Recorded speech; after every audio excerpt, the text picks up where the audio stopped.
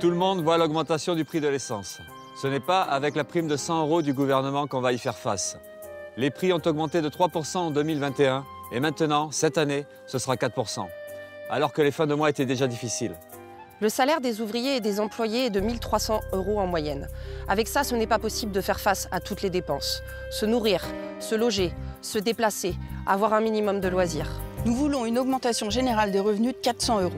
Un revenu minimum de 1 800 € net. Pour financer ça, il faut prendre sur les profits.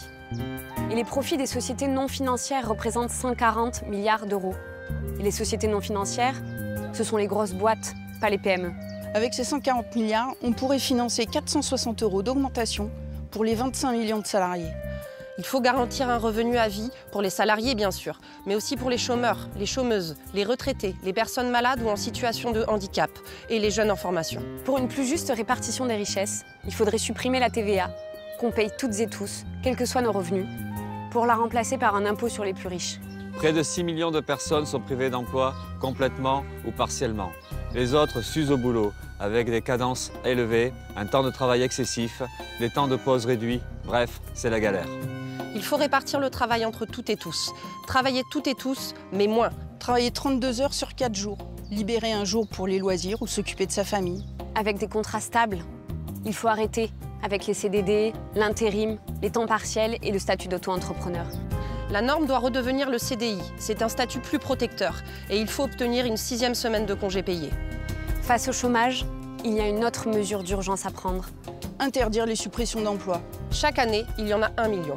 Il faut imposer la continuité du salaire et du contrat de travail. Pour les PME en difficulté, c'est à la branche professionnelle de garantir l'emploi. Il faut créer 1 million d'emplois dans la fonction publique.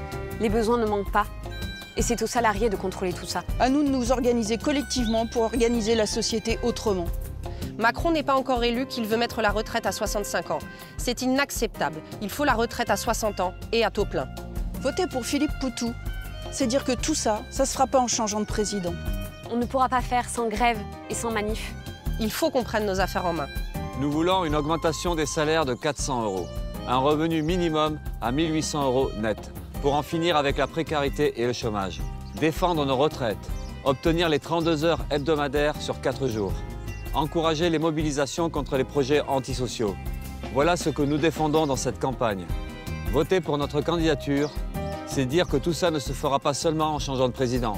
On ne pourra pas faire sans les grèves et sans les manifs. Ce sont des combats qu'on prépare, il faut qu'on prenne nos affaires en main.